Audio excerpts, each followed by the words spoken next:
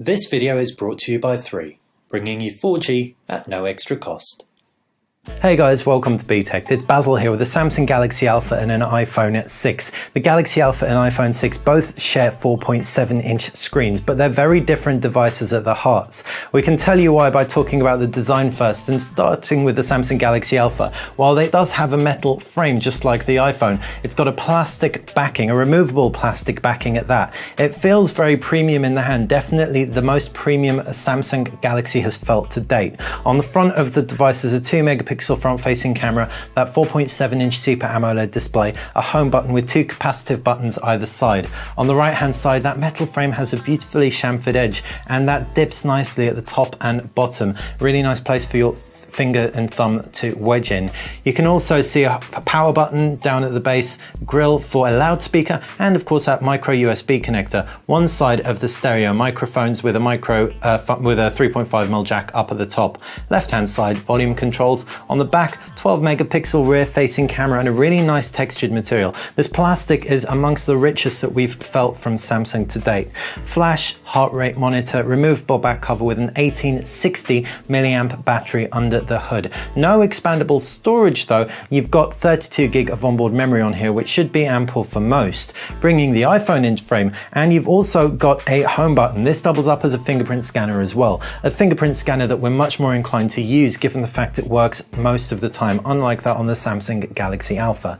You've also got that 4-inch display, 4.7 inches, but it's an IPS display, front-facing camera, beautifully rounded body. Rather than taking the flat approach Samsung did, which is more reminiscent of the older iPhones, Apple has adopted maybe a harder to hold but more aesthetically pleasing approach. Right hand side, power button, nano SIM slot, bass, speaker, and a lightning connector, as well as a 3.5mm headphone jack. Left hand side, volume controls, toggle, no buttons up at the top, and on the reverse of the iPhone 6 is a Apple insignia, NFC contact point, and 8 megapixel rear facing camera with a True Tone LED flash, one warm, one cool for super accurate white balance. Those screens are fundamentally different screen technologies. Bringing them closer into frame, they do have similar levels of sharpness, 326 pixels per inch versus 312. You can see as we jump into the applications tray, if you can make out beyond that busy wallpaper that we have on the Galaxy Alpha. But when you come right up close with reading fine text, that's when you can just about see a pixel here or there. But it really is for sticklers. The Samsung Galaxy Alpha from first impression doesn't seem quite as bright as the iPhone 6, but you're going to have to wait until we bring you our full review before we give you anything more conclusive on that front. It's worth noting also the AMOLED screen or Super AMOLED screen is going to have punchier colors and likely deeper blacks than the IPS display on the iPhone 6. If we take a look at the user interfaces, this is another real area of difference, and it's Android versus iOS, the age-old battle. Android with TouchWiz over the top, as it is with any Samsung device. When you get it out of the box, you've got something called My Magazine to the left-hand side. If we tap that, we can switch it on, and you can see it's quite a cumbersome user experience. It's slow and it just doesn't feel very elegant. So thankfully, Samsung gives us the option to switch that off very, very easily. There are a few niggles within TouchWiz like that. If we were to jump into the notifications tray, you can see 1 finger down gives you all your notifications, 2 fingers down gives you all your quick toggles. Jumping out of that, applications, and obviously you've got widgets as well. Widgets which are interactive home screen elements effectively, and these can be accessed with a pinch out at the base. iOS is different. Ultimately, it used to be just really home screens and folders, which was part of its beauty, but now it's become a lot more complicated, and that's not necessarily a bad thing. Pull down from the top, you can see all your widgets. To the right hand side, you've got notifications. Pull up and pull up from the bottom, you can see quick toggles, media controls, brightness controls, and a few other options. This is great because you don't have to jump into the settings every 5 minutes like you did on previous versions of iOS. Double tap that home button without actually pressing it, and you bring the whole UI down a little bit, including pulling down that notifications tray, so it's much easier to handle this 4.7-inch screen one-handed. And you can see design-wise, it is a bit taller than the Samsung Galaxy Alpha, and so that advantage really does come into play for anyone with smaller hands. If we were to talk about the multimedia highlights of both, we can see that the iPhone 6 has a 64 gig internal memory that we have, but it's also available with 16 and 128 gig capacities.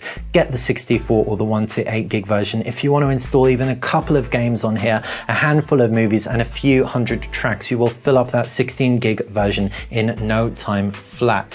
And an iPhone should last a very long time given the kind of pricing you're going to pay for it. For a lot less money than the 16 gig version, you'll be able to pick up a Samsung Galaxy Alpha, only available in a 32 gig capacity as far as we know, and that should be ample for most people to get a couple of games on here, a whole load of movies, and some videos and pictures that they snap themselves to.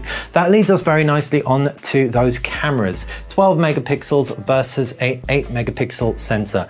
The iPhone 6 does record 240 frame per second slow-mo video, though the Samsung Galaxy Alpha can record 4K video, which is mighty impressive, in turn future-proofing your video maybe that little bit more. We've done a comparison with the Alpha and Xperia Z3 Compact, so make sure you check that out if you are interested, and that's a 4K comparison. Talking about other multimedia highlights, they're both going to be brilliant for gaming. One thing that's going to hamper both of them is the fact the speakers are very, very easy to cover, and they're both in exactly the same position. The screens should be great though, especially the vibrancy of the Super AMOLED screen and the clarity of the IPS display. The game selection across iOS and Android will be relatively similar, though iOS may have the upper hand with high quality, maybe old console games like Capcom games for example. Modern Combat, Asphalt 8, all of that stuff, and even things like Final Fantasy will be cross-platform.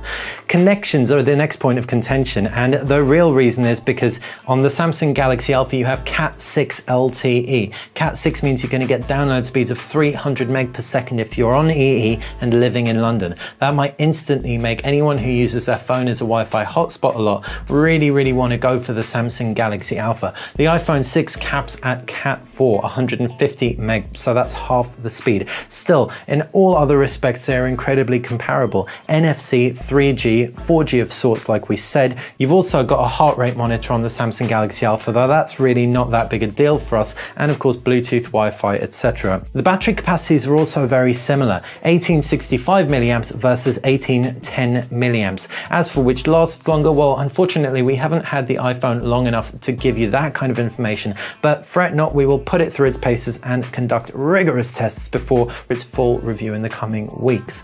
Hopefully you've enjoyed our side-by-side comparison between the Samsung Galaxy Alpha and the iPhone 6, two very capable devices. The Galaxy Alpha does come in at a much cheaper price point, especially if you opt for a 64 or 128 gigabyte variant of the iPhone 6. It doesn't feel quite as premium, and obviously anyone who's sold into iOS, well, it's going to be a bit of a no-brainer really. If you have enjoyed the video, click like. If you like BTech in general and want more, then click subscribe. And if you want us to try anything out with any of these devices, fire us a comment in the comments section below. Thanks for watching.